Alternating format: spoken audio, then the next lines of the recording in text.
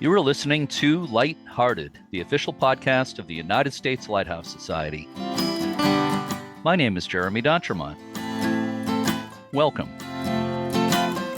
My co-host today is Judianne Point, volunteer for Friends of Pomham Rocks Lighthouse in Rhode Island. Hi, Judianne. Hi, Jeremy. It's fun to be here. Good to have you back. You have been on the podcast. We were just discussing it. I believe you've been on a couple of times, but also once as a co-host before. Mm-hmm. So it's been a while. It's really good to have you back. In a few minutes, we're going to have a conversation with Gary Kalan, who is the new owner of Stamford Harbor Lighthouse in Connecticut. But first, I'd like to chat with you for a few minutes, Judianne.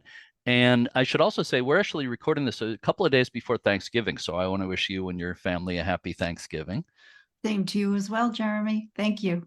So it was great to see you and your husband, Gary, at the recent American Lighthouse Foundation gala just a few weeks ago. Yes, Gary and I had a wonderful time. We stayed there a couple of nights at Nonantum Resort. It was my first time there. I absolutely loved it. Mm-hmm. We visited a couple of lighthouses on the way up, and also we saw one on the way back. So it was a fun-filled weekend. And I have to say, it really was an honor to receive the Len Hadley Volunteer Award alongside my fellow board member, Adam Dias. Well, you both deserve it. And Judianne, I've admired what you've been doing for that group for the last few years. So congratulations on that. Definitely. Thank you deserved so much. Thank you. I appreciate that, Jeremy. You're welcome. I know you've been involved in a number of different areas with the group. So I last visited Pomham Rocks Lighthouse in 2021, and you were also there that day. That was a very exciting time. The celebration was going on for the 150th birthday of the lighthouse. Let me just back up for a moment. Friends of Pomham Rocks Lighthouse takes care of the lighthouse, which is in East Providence, Rhode Island, on the Providence River, the riverside section of East Providence. And that organization is a chapter of the American Lighthouse Foundation. The American Lighthouse Foundation actually owns Pomham Rocks Lighthouse. So I want to just make sure people get that information. So again, back in 2021, it was a celebration for the 150th birthday of the lighthouse. And I was lucky enough to be there the day the historic fourth order Fresnel lens was returned to the lighthouse from a museum in Newburyport, Massachusetts. And I knew the lens there for a long time. I had been in that museum many times.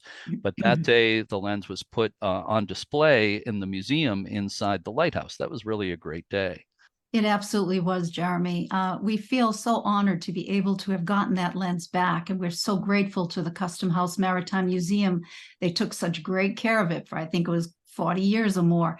And it's really the highlight of our tours. It just looks beautiful in that parlor. It's gorgeous. It does, yeah. And like I said, I got to see it that day. Kurt Fosberg, the lampist who oversaw that whole project, getting the lens into the museum and everything, created a beautiful, well, actually, remind me, the pedestal that was in the lantern room was brought down to the museum and a new one was made for the optic upstairs. Do I have that correct? Yes. The original one that the fourth order sat on was in the lantern. We brought it down. So now the lens sits on top of it in the parlor, and Kurt made a pedestal to go upstairs in the lantern.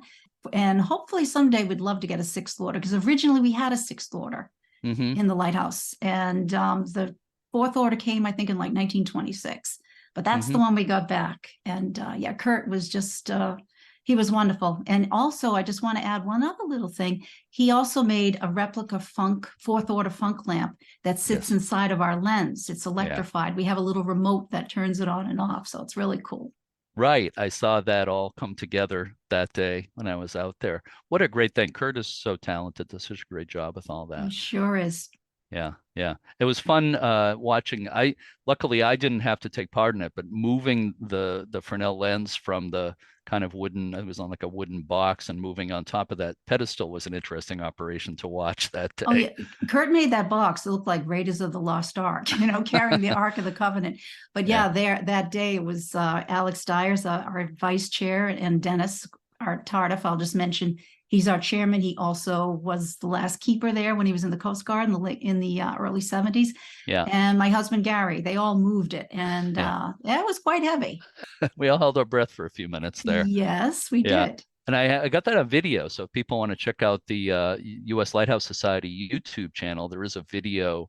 I believe the heading is something about 150th anniversary of Pomham Rocks Lighthouse, but the moving of that lens and a little interview with Kurt Fosberg is in that video as well. So I refer Yes, people to that. absolutely. Thank you for doing that, Jeremy. It was awesome. Well, it was such a great, it really was a memorable day being out there that day.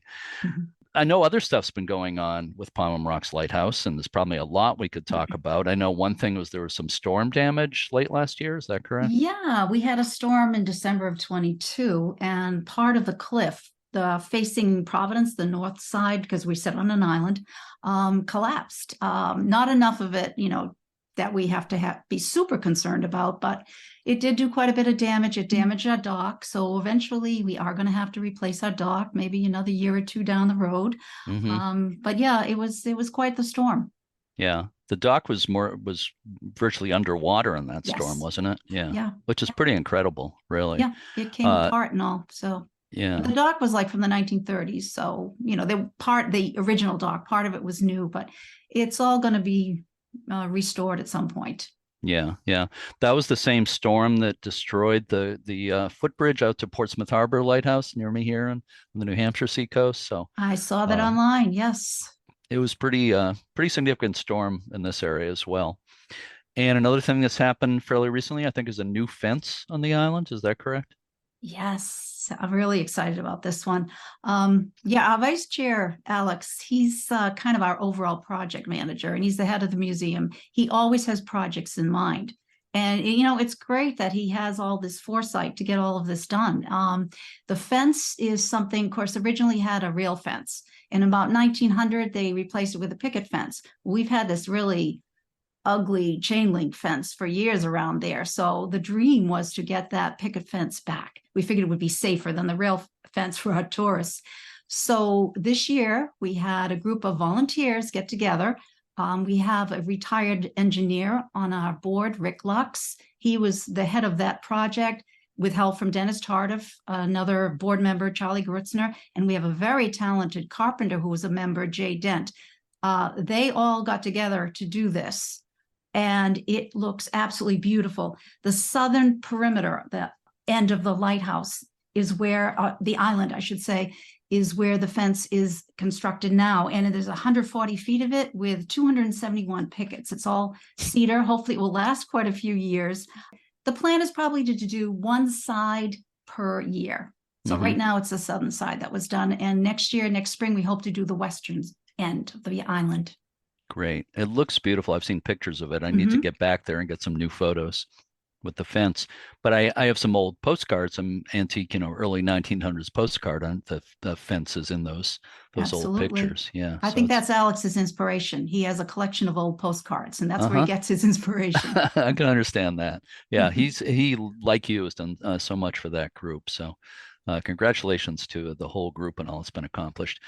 One more thing before we get to our interview that I'd like to talk about right now is you emailed me, I'd say a few weeks or so ago, and said something really interesting happened concerning the security camera on Pomham Rocks. Can you tell us about that?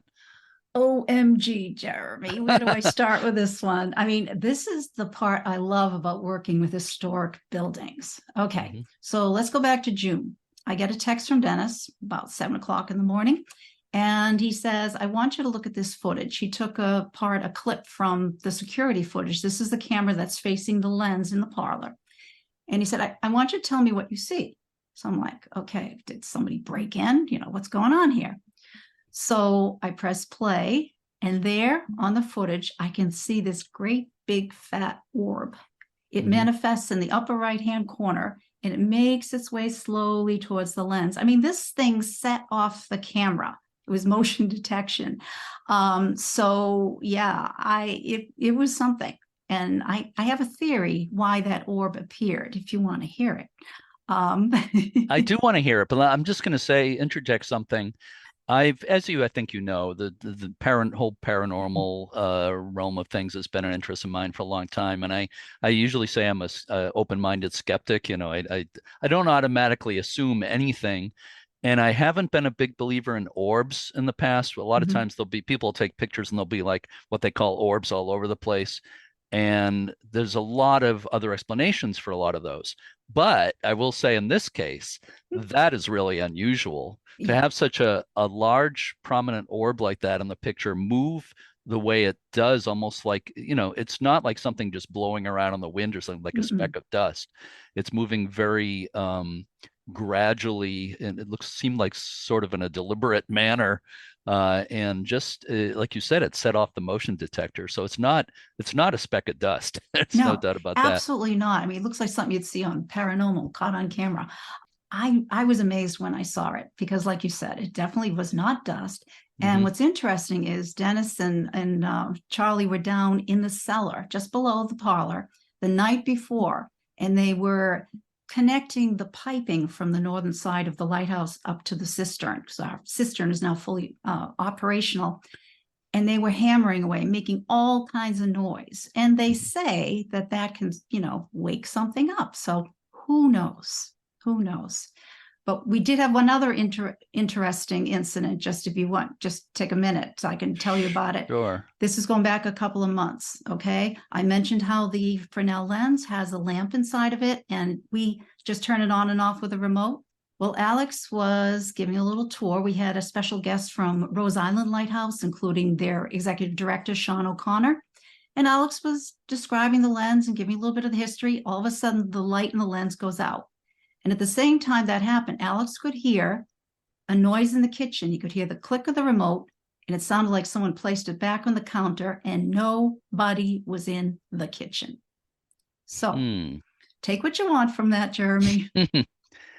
I'll say it's really, really intriguing. And, again, I don't want to jump to any conclusions, but sometimes it's really hard to come up with any kind of Right. so-called natural explanation for these things.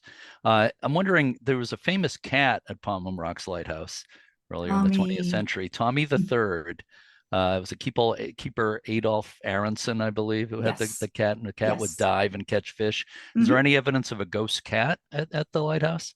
Have not had any evidence of that. Now, I haven't had anything rub up against my legs or anything. Okay. It would be cool. But, who knows what it could be? Maybe it was one of our keepers. Our first keeper could possibly have passed in the lighthouse. I was actually looking back through the logbooks, Hmm. and I would assume it was his wife. She wrote Captain C.H. Salisbury, keeper Hmm. died, buried Friday the 12th. This was in 1893. Maybe the keeper wanted to know what was going on, with all the banging. Who knows? Yeah, we could go on about this for quite a while, but I will say that in my experience, these incidents, this type of phenomena seems to point to the idea of a keeper of the past who like doesn't want to let go or is still kind of hanging around to observe things, as you said. And at Portsmouth Harbor Lighthouse, which I'm very involved with, we've had a number of odd experiences there. I and a lot of other people, I've heard a voice in the tower that I can't explain, etc. And it seems to be linked to a particular keeper who was there for 35 years. And I will tell you that a few years ago, when some work was going on, painting and things, it seemed to get stirred up. And that's when a few of us heard voices and various things going on. So there may be something to that Mhm. theory that they're sort of, and I've read that in places too, that Yeah, these things seem I to be believe stirred it. up. Yeah. Oh, I cannot deny it. I'd have to be denying my own senses if I did. So I do want to talk a bit more about Pomham Rocks after we hear our interview today. So at this point, I'm going to ask you, Judianne, to please help me talk about Stamford Harbor Lighthouse and our guest today. Sure, Jeremy.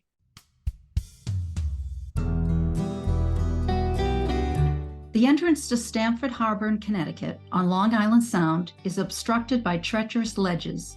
One of them is known as Chatham Ledge. The construction of a lighthouse to mark the dangerous location was completed in 1882. The finished tower, 3,600 feet from shore, was a fairly typical cast iron spark plug style lighthouse of the era. Stamford Harbor Lighthouse had resident keepers until it was discontinued as an aid to navigation in 1953. It was sold into private ownership. Eventually, in 1984, it was bought by Eric Spector, the chairman of the board of the First Women's Bank in New York City. After spending hundreds of thousands of dollars renovating the lighthouse, he said he never spent any time there because his wife wanted no part of it. Mr. Spector died in December 1998. The lighthouse was sold by his son in August 2023 to the Stamford Harbor Lighthouse Project, a tax-exempt 501c3 organization founded by Dr. Gary Kalan and Mr. Brendan McGee. The organization is beginning to raise funds to restore the lighthouse. Our guest today is Gary Kalan, who after many years working as an anesthesiologist in the area is now turning his attention to bringing this important local icon back to life. Let's listen to my conversation with Gary Kalan now. I'm speaking today with Gary Kalan, who is now one of the owners of Stamford Harbor Lighthouse in Connecticut. Thank you so much for being with me, Gary. Thank you for having me, Jeremy. I appreciate the offer and the opportunity to speak. Sure. I'm just really happy to hear that something is happening with Stamford Harbor Lighthouse. So we'll talk about that, about your plans and everything. But before we talk about that, can you just tell me a little bit about your background? I understand you are a doctor. Is that right? Sure. I'm an anesthesiologist, and I worked for over 30 years full-time at Greenwich Hospital in Greenwich, Connecticut. During that time, I ran the department as a department chairman for approximately 25 years. I was planning on going part-time around the time when COVID hit, and that made some changes in my career plans. And that was really the end of my full-time practice at that time, as there was a long time where there was no work, and the practice of medicine really was under a lot of stress. Yeah. So since that time, I've been doing some part-time work in some community surgery centers, but pretty much now have ended my practice of anesthesia. And retirement has afforded me the time and the opportunity to look for some new challenges. Well, you live in Greenwich, is that correct? I lived in Greenwich for about 30 years, and now I live in Stamford, Connecticut. Oh, okay. Yeah. Greenwich has a great lighthouse, of course, Great Captain Island. That's correct, yeah. Yeah, I've been on the island a couple of times. It's quite beautiful. Let me ask you a question that is probably like the first question a lot of people would ask. What possessed you to buy a lighthouse? I'm not only asked that by other people, but I still ask myself the same question, actually. Anyway, I moved from Greenwich to Stamford, to a house on the water about 8 years ago. Mm-hmm. And that's really the first exposure that I had to the Stamford Lighthouse. My home actually happens to look out on the lighthouse. And the lighthouse, unfortunately, was in very poor condition. And, shortly after I moved there, I started hearing stories about how it was privately owned and that, unfortunately, it was not being maintained. There had been a lot of people in the community who were up in arms about the condition of the lighthouse.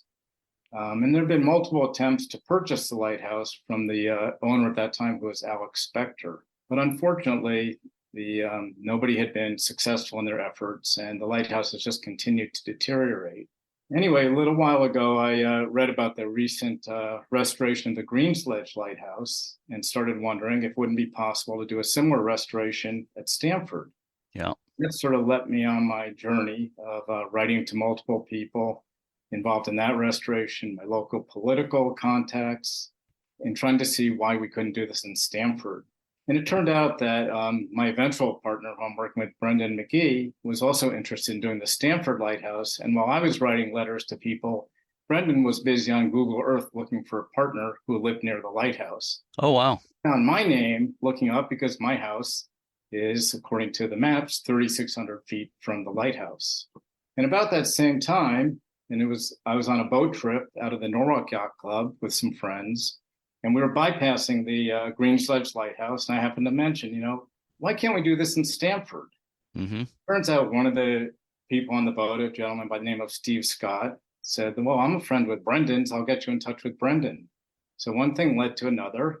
Brendan and I teamed up together, and ultimately, we made a proposal to Alex Spector. We formed a nonprofit organization, the Stamford Harbor Lighthouse Project, and subsequently have purchased the lighthouse from Alex.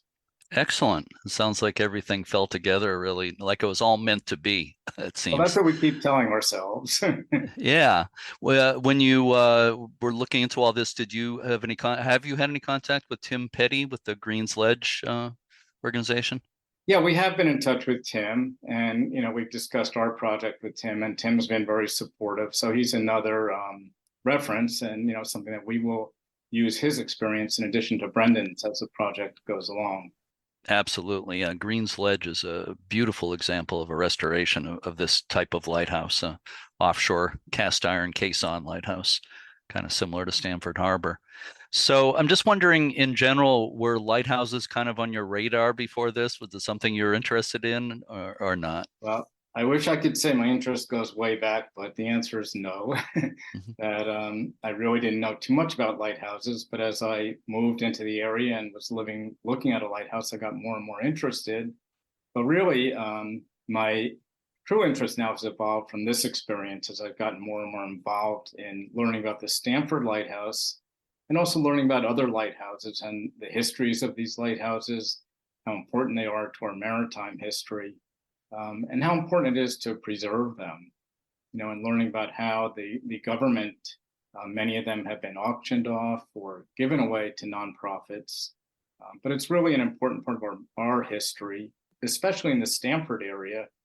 This is the last remaining building from the old maritime history of Stamford, and it's really critical that we do save it. Yeah, yeah. Well, I concur with everything you just said. So you said you've maybe looked into the history of the lighthouse a little bit. And if you're anything like me, it's always the human history that I find the most interesting. Sometimes it's the story of how they were built, but often the stories of keepers and families who lived at these places. In general, is there anything that stands out for you in the history of Stamford Harbor Lighthouse? There are so many great stories about the keepers of Stamford that it just goes on and on and on.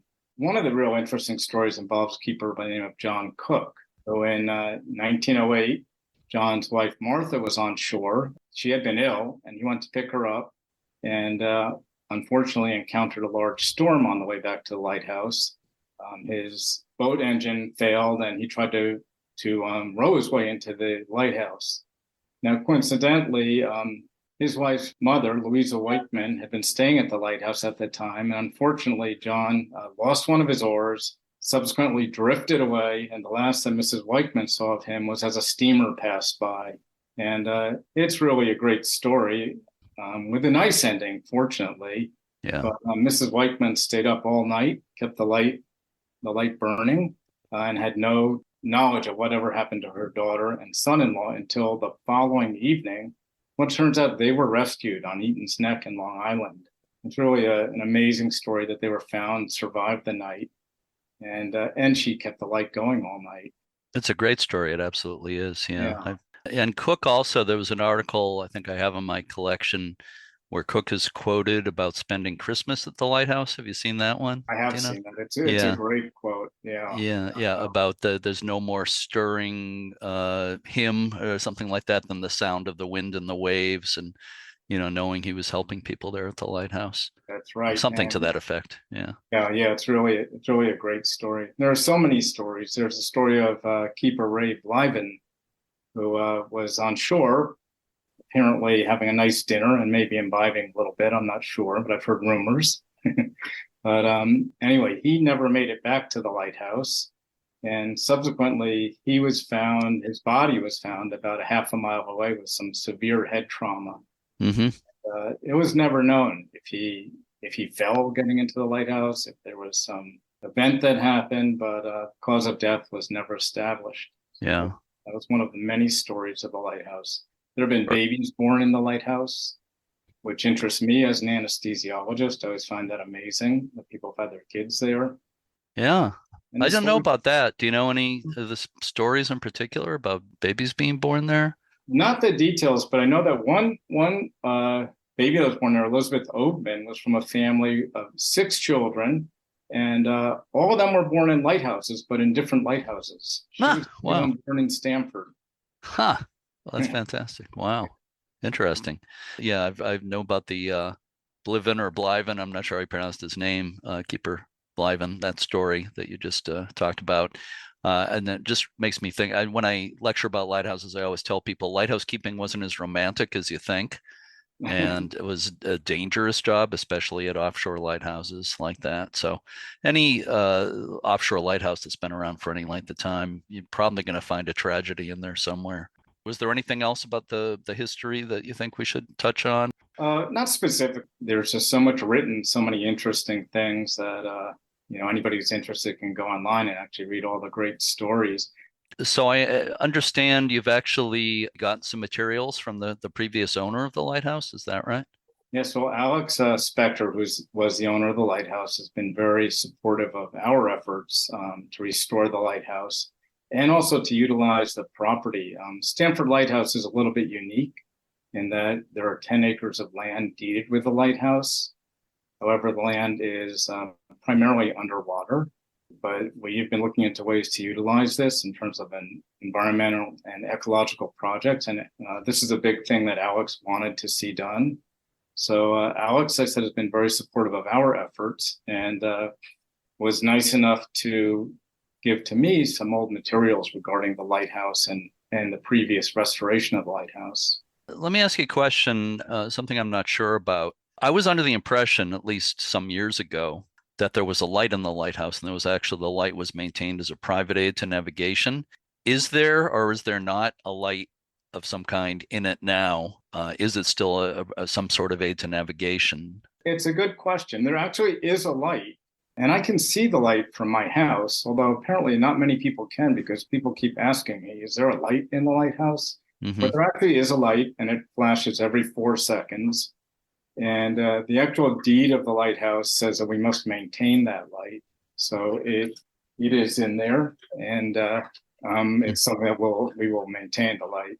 Interesting. I looked on the Coast Guard light list, and I don't see it on there. There might be something you might want to check into to getting it on the Coast Guard light list. I'll look into that. I do know it's been active this whole time.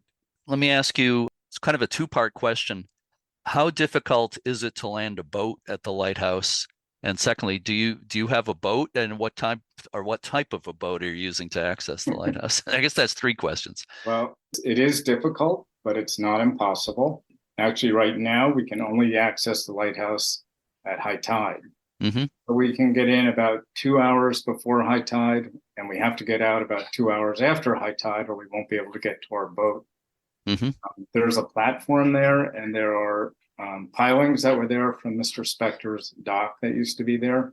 So we're able to maneuver a boat in. We were nicely donated a workboat to use for our project, which we've been using. And we're able to get in and out, but we have to watch the tides and the weather and kind of plan our trips in and out right now. And I assume it's kind of late in the season now, so you might be done going out there for this year. We're talking on, what is today, November 14th. So I'm in Florida right now. I'm flying home tomorrow night, and Brendan and I are planning a trip out on Thursday afternoon. So weather permitting, we'll be there again. Okay. And emailing back and forth with you, and also looking at your website, the website you've set up for this organization. I know it's kind of in the early stages, but you talk about utilizing the lighthouse as an educational and environmental facility. And again, I'm sure it's a little early to go into great detail, but what's generally what you have in mind for that? It is early in terms of our planning, but one of the things that Alex Spector was very concerned with was he felt that there was some value to this underwater land. And when we made a proposal to Alex, we said, look, we want to use the land, we want to develop it and figure out a way to make some value out of the land. And we're looking at living shoreline solutions, reseeding the oyster beds in the land. Actually, interestingly enough, his father, in the material that I received, actually had plans to create a 10-acre island. He was going to fill in the land at the time, which was never done. We're not going to do that. But we're working with an organization, a local organization called Soundwaters, who does a lot of educational and environmental programs in the Stamford area. And they're very excited about having the opportunity to use this as part of their program. So we'll be working collaboratively with them. And they will also be utilizing some of the lighthouse, as an educational outpost for their programs. That's great. Yeah, I've known about Soundwaters for a long time, had some contact with them in the past. I know it's a very respected organization. As far as wildlife, I don't know, is there anything we can call wildlife at the site there? You mentioned oysters. I don't know if that qualifies as wildlife, but anything else? I know it's a popular fishing area. There's often, fishermen out there by the area. Blackfish, I think, there's a lot of blackfish, some bass, but not being a very good fisherman, I can't really comment too much on that. I know it's a popular fishing spot. There are no seals around there, are they? I've never seen any. Although Yeah. I think that I've heard there are seals up in Norwalk, and I don't know why I haven't seen them come down to Stamford, but maybe they will soon. You're not talking about the seals in the Maritime Aquarium at Norwalk. I don't think so. Yeah, in the harbor. A couple of years, actually more than a couple of years ago, it was probably 6 or 7 years ago.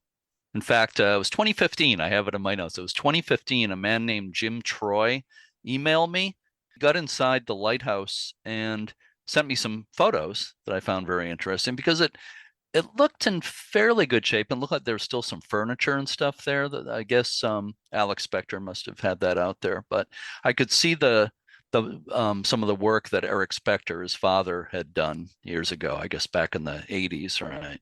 So it was interesting to see that. Jim told me that there were birds living inside the lighthouse. That's probably still the case. Let me ask you, is that still the case? Are there birds living inside? And just overall, what kind of condition is it in? Well, it clearly needs a lot of work. I've seen those pictures from 2015, and it looks very similar to that today. I have to say, I haven't seen any birds or any evidence that they've been in there recently, because I think after that time, Alex took pretty good pains to lock it up and board it up. So for the past 10 years or so, it's been pretty well sealed off. However, it does need a lot of cleaning. We do have the benefit that when Eric Spector did his restoration, the interior, exterior were all sandblasted, and a lot of work was done, which is very good. However, a lot of the systems that he put in, like in the basement, are no longer functional. They had furnace down there. They had tanks for oil, for water, and generators. But unfortunately, that's all pretty much rusted out. The brick itself was in pretty nice condition, and some of the floors and the furniture that is still in there will have to go. That's yeah. It was mostly like plastic chairs and stuff like that I saw in the pictures. Yeah, there's one old bed that's still there that will go out as soon as we can get rid of it. Yeah. A question just popped in my head. I remember reading about Eric Spector, who bought it way back. And I read somewhere that he put a lot of money and energy into fixing it up, but then he never really spent any time out there because his wife wanted no part of it. Have you heard that story as well? Oh, yeah. And that's correct. That's the true story. Unfortunately, he spent somewhere, from what I can tell, they say $300,000 to $400,000, which is over $1 million in today's money. And we're fortunate that he did, because the lighthouse was in danger, real danger at that time, of really coming down and falling apart. So he really rescued it back then. In fact, there have been a number of times when we were in danger of losing the lighthouse. In the 1950s, when it was first decommissioned, the government was going to take it down. And there was such an outcry from the population around that they ended up selling it. Eventually, the town of Stamford owned it. They didn't do the restoration or anything that they said they were going to do, so went back to the government and went through a number of different hands from that time. And apparently in the 80s, it was again really in dire condition when Eric Spector bought it. And as I said, he did a lot of work, which we're the beneficiaries of today. Although now we're in the situation where we need to rescue it again, because that was quite a few years ago, and it's seen a lot of damage from the elements. But the work that he did do is really will help us quite a bit in our efforts to restore it, especially the interior, because the brickwork has all been, in fairly good condition. A lot of the woodwork has been fixed, but it does need a fair amount of work. Have you chosen like a period to restore it to? Well, we're talking about that. I mean, we want to keep it as historically accurate as we can to some time period, which would probably be around early 1900s. So it was built in 1882. So we'd like to get it as much as we can towards the original, but obviously certain things need to be updated, like lights, heat, things that they didn't have then. But as much as possible, we want to keep it as so you get the feeling of going into an old historic lighthouse. What kind of condition is the caisson in the base? Because I know that in a lot of these cases of lighthouses like this, the caissons are in pretty rough shape, and sometimes the iron plates that they're made of will start splitting apart and that type of thing. That's true. I know that in the Green Sledge Lighthouse, they had to do major work on the caisson. The caisson, really appears to be in fairly good condition. There's never been any water in the basement, so there's been no actual leaking through the caisson. There are some small visible cracks, nothing major, and we are going to need to replace the metal bands that go around the caisson that help support the caisson. But in general, it seems to be in fairly good condition. Have you formulated a restoration plan at this point? Well, we're still early on in our planning, in terms of the restoration itself. And we'll be using Brendan's experience from Green Sledge and his contacts with various people and contractors, as we get into that phase. But we're not really there yet. We have been looking into restoring the biggest issue right now is the cast iron gutter and canopy that runs over the first level, which has had major damage. And so, we want to put our attention to that to try to save that. That's our first order of business, and also creating safe access that we can get in and out so we can work more than a few hours at a time. So we need to create access that we can get into the lighthouse. And then we're going to look into the fixing of the exterior metalwork. And obviously what everybody wants to see is having it painted. Yeah. Are you going to attack that early on, do you think? It's going to take a lot of rust removal before it can be painted, of course. Yeah. Well, my initial thought was we'd start with the interior, but the feedback I'm getting from a lot of the community is they'd like to see the exterior work done. And that's where more of the enthusiasm is. So we're looking at, really starting as soon as we can to work on some of the exterior parts of the lighthouse. Yeah. I'm wondering how much feedback you've had from the community so far. Are you getting a lot of positive words from people saying, "Oh, I'm so glad something's being done," that type of thing?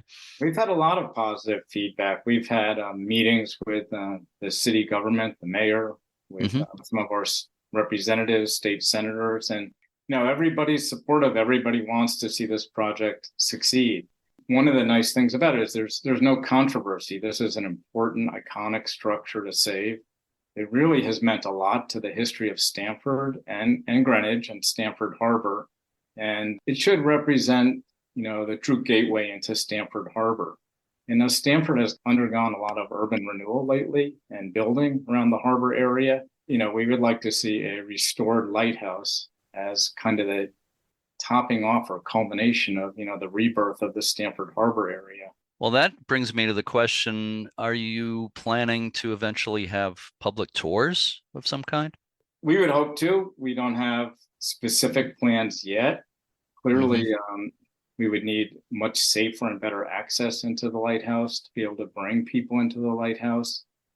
I would think, at some point on a limited basis, we certainly would like to be able to make it available to the public to see. Yeah. Well, it's not the kind of place you can bring big groups of people to at one time, that's for sure. Oh.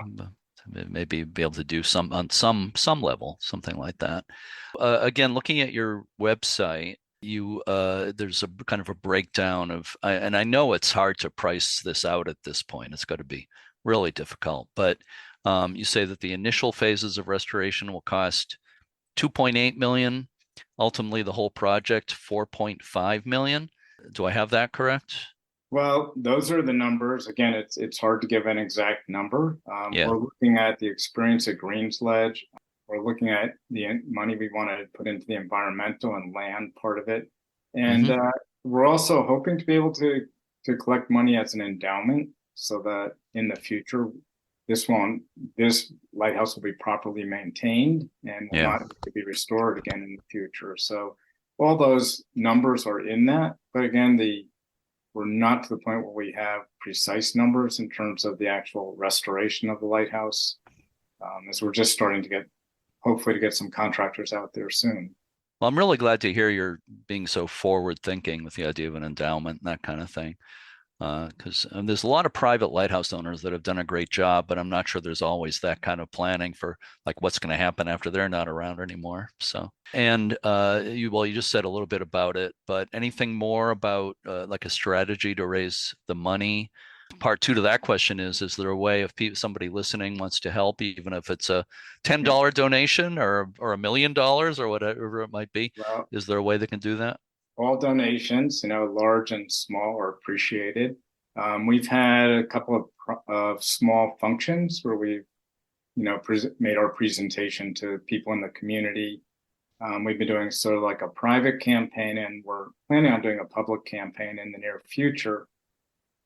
We hope to have an article soon in the local paper, about our project, which will hopefully help with the publicity. We have a website, and I would encourage people to go on that. It's www.stamfordlighthouse.org. Donations can be made online, or, for larger donations, there's information to contact us, and we can arrange for that too. So all donations, I've had a number of people who are interested in the project who have different expertise that want to help us. We're open to any volunteers. Everybody's welcome. It's only with the support of the whole community that we'll be successful in this project. Brendan and I are spearheading it, but obviously this is much bigger than we can do by ourselves. Oh, yeah. It takes a team. And I think we have some listeners in the Long Island Sound area, so you may just hear from somebody. I hope so. Yeah. So here's another huge subject that we don't have time to get deeply into, but you mentioned climate change on the website. And it's something that those of us in the lighthouse preservation community are talking a lot about these days. Obviously, it's a huge factor, but how big a factor do you think it is for this lighthouse when you think about, the restoration process? Well, I think it's a big issue for lighthouses and everything right now in terms of construction. We're clearly looking at rising sea levels, increased intensity of storms. So we are, as part of this money, we're looking at bringing in rock to fortify the riprap around the lighthouse, and that's going to be a big project if we can do that.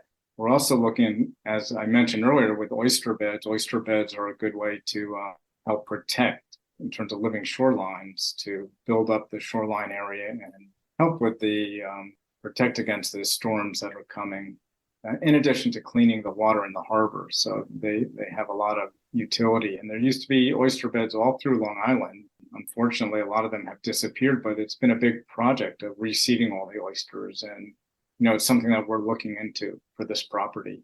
Yeah, I think the oyster industry in Long Island Sound isn't what it was, but it's still pretty strong. So we talked about it a bit earlier, but I'm wondering if you want to say anything else about what this means to the community. This lighthouse is kind of a symbol of the maritime past of that area. Correct. As I said, the lighthouse, it's the oldest and really the last remaining building. Now, Stamford was a very busy port. It's a very busy recreational port right now. There is a cement factory actually, and the barges come in and out. But obviously, with navigational aids nowadays, the lighthouse is not the primary navigational aid to Stamford Harbor, but it is our history, and all these lighthouses are so important to maintain. There are 33 sparkplug lighthouses left in the United States, and there are 14 lighthouses in the state of Connecticut. So each one is precious and needs to be maintained, restored, whatever they need. And it's just a critical part of our history and something that we feel is worth the effort, that we're putting in to save it. Yeah, I couldn't agree more with all of that. So as you're in the early stages of this whole project, but what do you think is going to be the biggest challenge to get this done? Well, clearly the biggest challenge is fundraising. We need support. We need the support of the community. I'm looking into grants. I'm looking into possible government money, but fundraising, is probably number 1 through 5. After that, we feel that we have the expertise. We have the experience of Green's Ledge. We know what needs to be done. We are fortunate that Mr. Spector did so much work in the 80s. That's really set us up to be able to do this lighthouse. And we know that, everything, that there's no major structural problems there right now. So we just need the support of the community and the support of everybody, especially those people that live near the harbor and have this beautiful view of the lighthouse, which we would like to make even more beautiful to save the iconic structure, as it is. Anything else people can do to help? Anything you're looking for? Maybe areas of expertise or anything like that? Well, I've had a number of people. One fellow has a project management all over the world who recently retired. He said he's really enthusiastic to help me. I have another fellow who's an expert in Wi-Fi cameras, does all this for NBC Sports, and he's very enthusiastic. So people are coming and helping, and it's great. And anybody has any experience in lighthouse construction, restoration, all people are welcome to help out. Mm-hmm. Great. Yeah. Again, it takes a village, or it takes a team to get these things done. Let me ask you one more question for bonus points, okay? And that question is, and again, I know we're in the early stages here, but as you get this whole project underway, what's your favorite part of this whole project? My favorite part actually has been all the new associations I'm making and the people I'm meeting, what I'm learning about lighthouses and all the people that are passionate about lighthouses and about historic restoration. I think when we get into the actual nuts and bolts of fixing the lighthouse, that's going to be very exciting. Right now, most of my time is spent trying to raise the funds. That's not my favorite part, but I have found that I've just made great contacts all through the government, through people like yourself, and it's opened up a whole new world for me. And this is my career now, which I appreciate the opportunity to have a second career. It's great. It is great. And congratulations on becoming a full-fledged lighthouse nut, which I'm allowed to say that because I'm definitely one myself. This is also exciting to hear about. It really is. When I first got your email, you contacted me and told me that you had bought the lighthouse and launching this project. I was happy. I was really happy to read that because, I'm up in Portsmouth, New Hampshire, so I'm not down your way that often, but I have done a number of cruises around there, and it doesn't look real pretty. But a similar case that you probably know about is the Plum Beach Lighthouse in Rhode Island, Right. which looked similar back in the 80s. It was in horrible condition. It looked beyond restoration. It looked worse than Stamford Harbor does now, I would say. It was like a rusty hulk, just nothing but rust. But it's all restored. It looks gorgeous. So it can be done.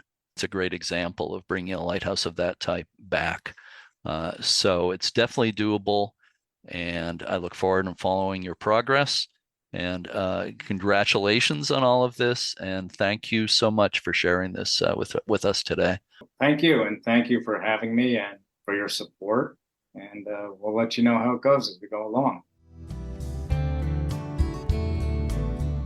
You can read more about the Stamford Harbor Lighthouse Project at stamfordlighthouse.org.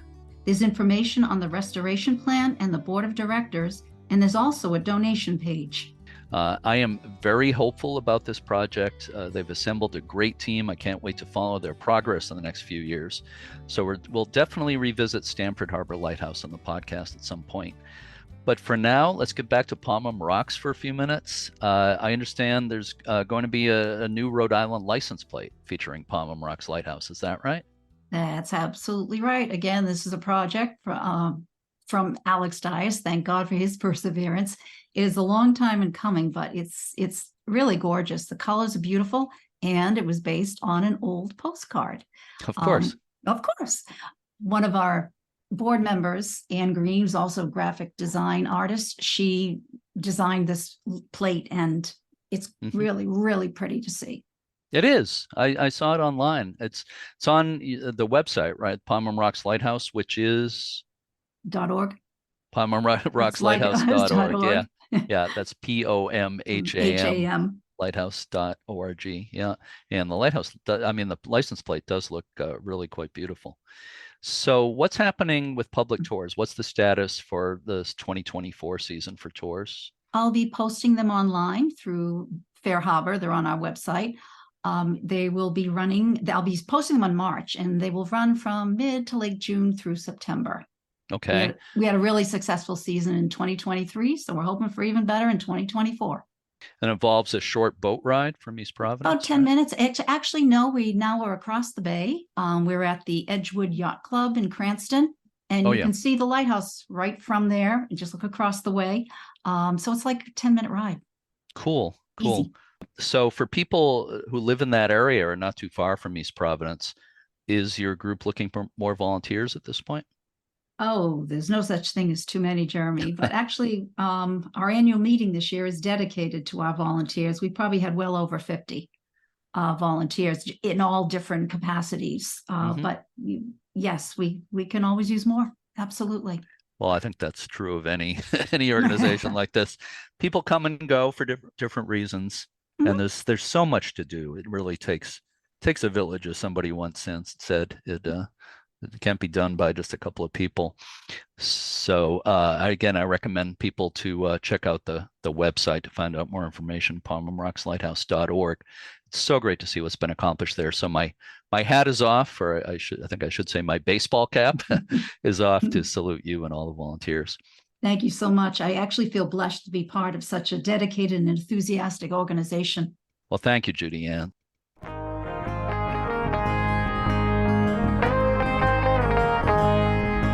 So on next week's episode, we will be talking about the recent restoration and the Lighthouse Keeper program at Tawas Point Lighthouse in Michigan.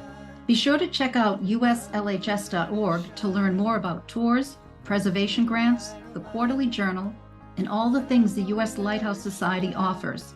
And remember that donations and memberships help to support this podcast.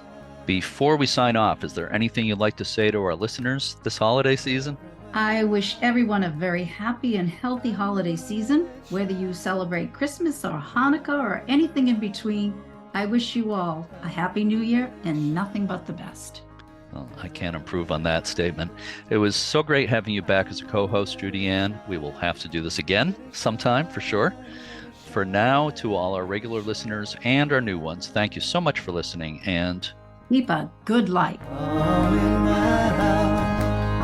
I'm gonna let it shine all in my house. I'm gonna let it shine all in my house.